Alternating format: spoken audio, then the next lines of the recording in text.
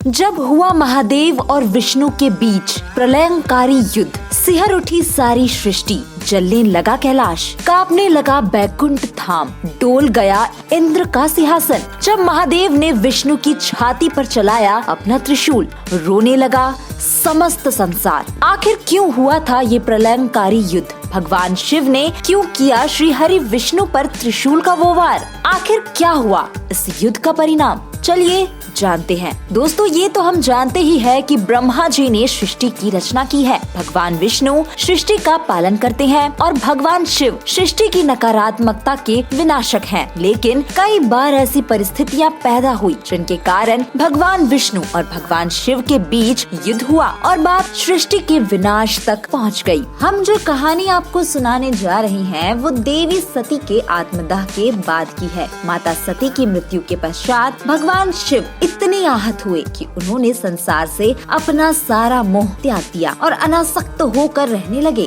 कई सालों तक भगवान शिव देवी सती के वियोग में इधर उधर बेसुध होकर भटकते रहे। यहाँ तक कि भगवान शिव को त्रिदेव के रूप में अपने कर्तव्यों का भी बोध नहीं रहा। भगवान शिव के सृष्टि से अनासक्त होने के कारण भगवान विष्णु को त्रिमूर्ति के खंडित होने और संसार में अराजकता और नकारात्मक शक्तियों के बढ़ने का भय होने लगा। उन्होंने कई बार महादेव को जागृत करने तथा उनकी अनाशक्ति को दूर करने का प्रयास किया, पर भगवान शिव क्रोधित होकर उन्हें वहां से चले जाने के लिए कहते और यह भी कहते कि सती की मृत्यु के लिए वे दोनों यानी ब्रह्मा और विष्णु भी जिम्मेदार है। लेकिन फिर भगवान विष्णु को महादेव को वापस लाने की एक तरकीब सूझी। तब भगवान विष्णु ने अपने वाहन गरुड़ को आदेश दिया कि वह नागलोक में जाकर सभी नागों पर हमला करे, क्योंकि भगवान विष्णु जानते थे कि अनासक्ति में भी भगवान शिव अपने भक्तों तथा अपने शरण में आए हुए शरणागत पर होने वाले अत्याचार को नहीं देख सकते। यही वजह है कि भगवान शिव को पशुपतिनाथ भी कहा जाता है। जब गरुड़ ने नागलोक पर हमला किया तो सभी नाग महादेव से सहायता मांगने उनकी शरण में पहुंच गए। फिर जब गरुड़ नागों के मुखिया वासुकी नाग पर हमला करने के लिए आगे आया तो महादेव उन दोनों के बीच आ गए। महादेव शिव ने गरुड़ पर क्रोधित होते हुए चेतावनी दी कि वह जो भी कर रहा है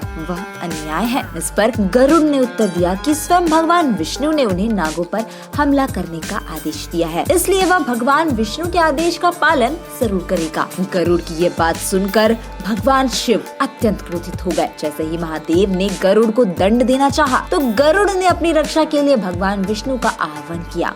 गरुड़ की पुकार सुनकर विष्णु वहां प्रकट हो गए। विष्णु जी भगवान शिव को समझाने का प्रयास करते रहे कि पहल नागलोक की तरफ से हुई थी और गरुड़ को नागों का संहार करने के लिए मैंने ही कहा था। लेकिन भगवान शिव हमेशा न्याय करते हैं, इसलिए वे यह कहकर इसमें गरुड़ का अपराध ज्यादा है, वह गरुड़ को मारने के लिए आगे बढ़े।